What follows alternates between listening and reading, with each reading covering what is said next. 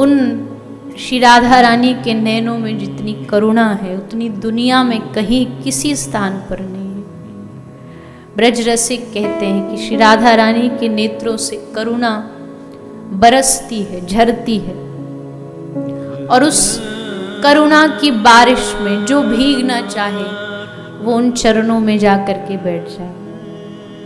खुद श्याम सुंदर उस करुणा की बारिश में भीगते रहते हैं।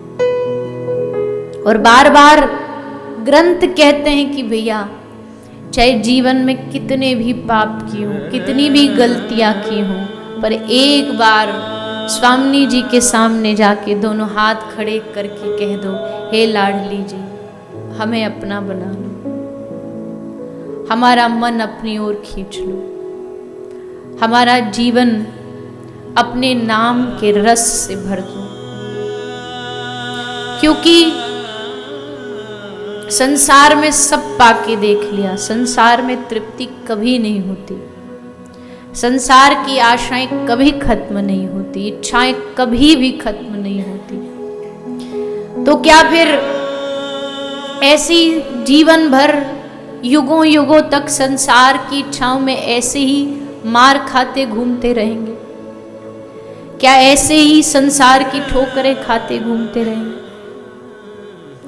हे स्वामी जी, इस अधम पर, इस दास पर आप कृपा की एक दृष्टि, एक नजर। आपका कुछ बिगड़ेगा नहीं, लेकिन हमारा जीवन बन जाएगा आपके प्रेम से, आपकी करुणा से। वो पूछें कि तू मेरे पास आया है किस अधिकार से आया है? ऐसा कौन सा काम कर दिया तूने जो तू मुझसे कृपा की आशा रखता है? तो उनके चरणों में बैठ करके बस इतना ही कहेंगे, हमने सुना है आपने जितनों को तारा है अपनी करुणा से तारा है। कोई व्यक्ति अपने साधनों के बल से आपको पा नहीं सकता। कितना पाएगा? ब्रह्मा, शंकर, शिव, शंकादिक एक श्री राधा रानी के चरणों की धूल के लिए, उनके चरणों की रज को पाने के लिए तरसते।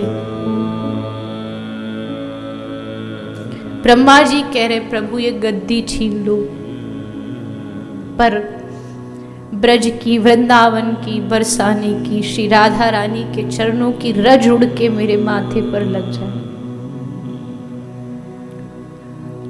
उस चरणों के सामने, उस रज के सामने ब्रह्मा का सुख भी फीका है। कितना सुख होगा उन चरणार बिंदों में। उन युगल चरणों की भक्ति हमारे हृदय में बैठ जाए, वो युगल चरण हमारे भीतर, हमारे चित्त में बैठ जाए, तब ही परम शांति है। अन्यथा कहीं इस संसार में कितना भी भाग लो, कितना भी पालो, पूर्ण विश्राम नहीं। पूर्ण विश्राम उनके नाम में है, पूर्ण विश्राम उनके चरणों में है, उनकी शरण में है।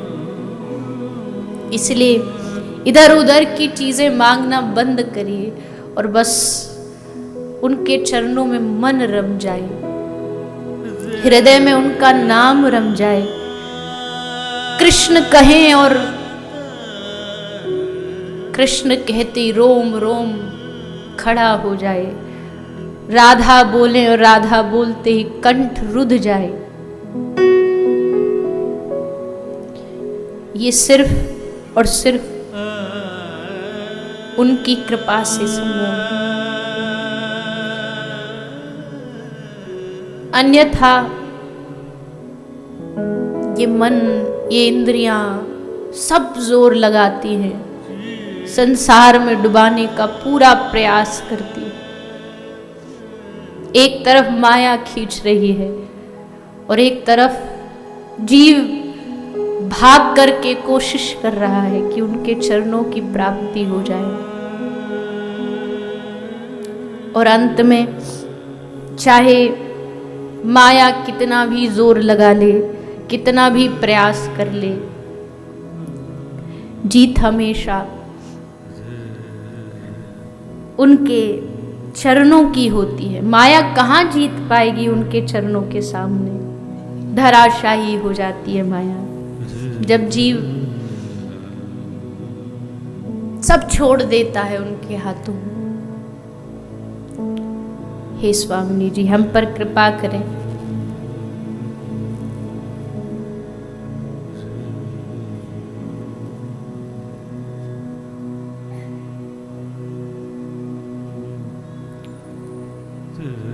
किसी भी समय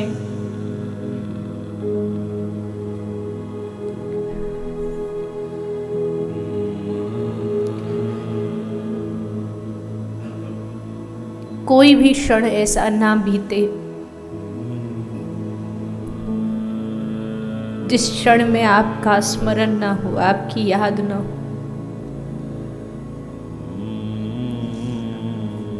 क्योंकि जो सुख आपको याद करने में है, जो आनंद एक बार बस आपकी छवि को अपनी आंखों में बसाकर आपको निहारने में, आज जो सुख आपके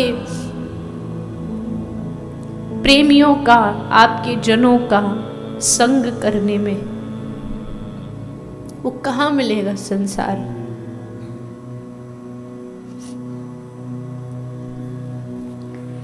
इसलिए मन की तो आदत है, ये भटकता रहेगा, विषयों की ओर आकर्षित होता रहेगा।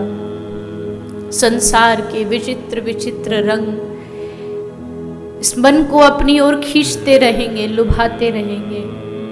लेकिन आप कृपा करके इस अतृप्त मन को तृप्त कर दीजिए। अपनी कृपा का हाथ, अपनी करुणा का हाथ हमारे सर पर रख दीजिए। जैसे एक बालक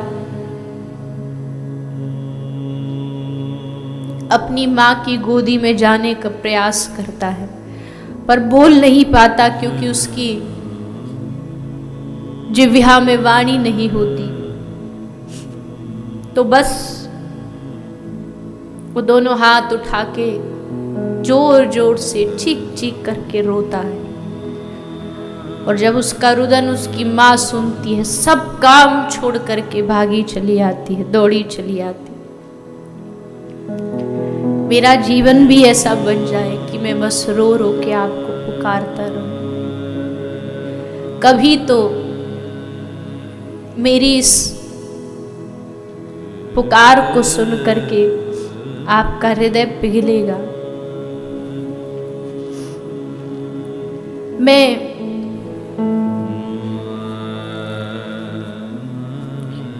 भक्त कहता है, मैं बरसाने की उन सीढ़ियों पर पड़ा पड़ा चीख चीख करके राधा राधा राधा पुकारूं, तो एक ना एक दिन श्री राधा रानी पूछेंगी, ये कौन बावरा चिल्ला रहा है, ये कौन पागल रो रहा है।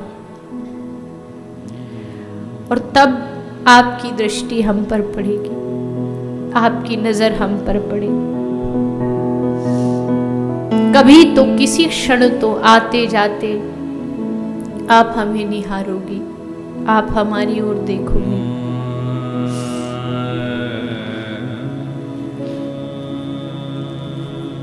और बस जिस दिन तुमने देख लिया, जिस दिन अपना लिया, जिस दिन बाह पकड़ ली, फिर जीवन में कुछ शेष नहीं बचता, कुछ बाकी नहीं बचता। इसलिए ये प्रेम का रंग चढ़े, इसके लिए हे प्रभु, हे दीनानाथ, हे स्वामिनी जी, ऐसी कृपा करो कि जो आप में डूबा हो ऐसा कोई सच्चे प्रेमी का संग मिल जाए। न चाहते हुए भी हमारे मन को वो आप में लगा दे, ऐसा कोई सच्चा आपका रसिक मिल जाए। वृंदावन की भूमि, ब्रज की भूमि से जुड़ा कोई ऐसा संग मिल जाए जो हम पर भी आपका रंग चढ़ा दे।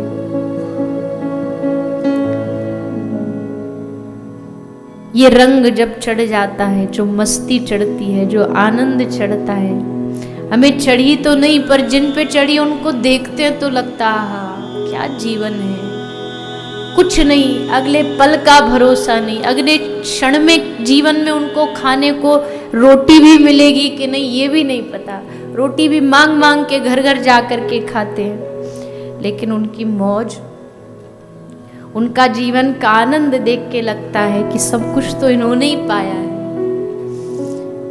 हम सब पा कर के भी अधूरे रह गए और वो कुछ ना पा कर के भी सब पा लेते हैं। इसलिए हे स्वामिनी जी, आप हम पर कृपा करिए। कृपा बहुत प्यारा शब्द है, बहुत प्यारा शब्द है। क्यों?